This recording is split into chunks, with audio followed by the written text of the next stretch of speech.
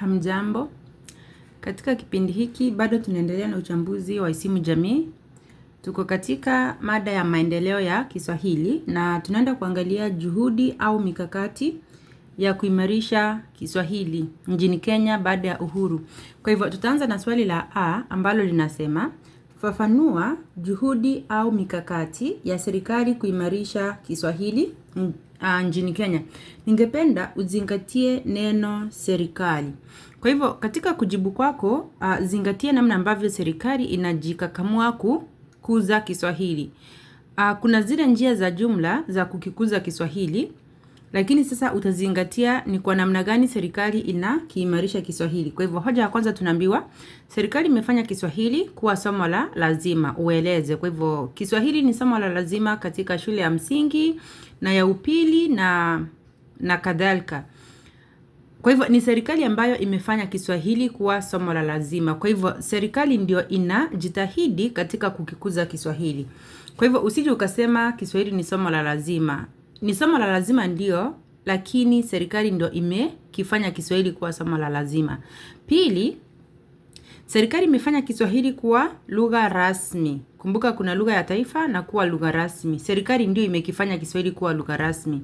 Pengine serikali ingepinga Kiswahili kisije kikawa lugha rasmi.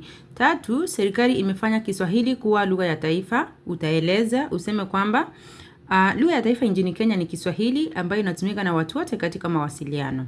Nne, tunaambiwa serikali imeruhusu Kiswahili kutumika katika biashara. Kwa hivyo serikali ndio imeruhusu, pengine serikali ingekataa. Tano, serikali imechapisha katiba katika lugha ya Kiswahili. Natumai unajua katiba ni nini. Sita, serikali imeruhusu Kiswahili kutumika katika matangazo ya taarifa za habari. Utafafanua useme kinatumika kutangazia habari katika runinga na katika redio. Pia kuna vituo vya habari vya kitaifa ama vya serikali kama vile runinga na redio. Saba, serikali imeruhusu Kiswahili kufundishwa katika vyuo vikuu, ingawaje si somo la lazima lakini kinafunzwa pale. Kwa hivyo kuna baadhi ya watu ama baadhi ya wanafunzi ambao huenda kusomea Kiswahili katika chuo kikuu. Kwa hivyo serikali imeruhusu, pengine ingepinga Kiswahili kisije kikafunzwa chuoni. Nane, serikali imeruhusu viongozi wa kidini kuhubiri katika lugha ya Kiswahili. Tisa, serikali imeunda mabaraza na vyama mbalimbali vya Kiswahili kama vile CHAKITA. Natumai hizo ndio hoja zote.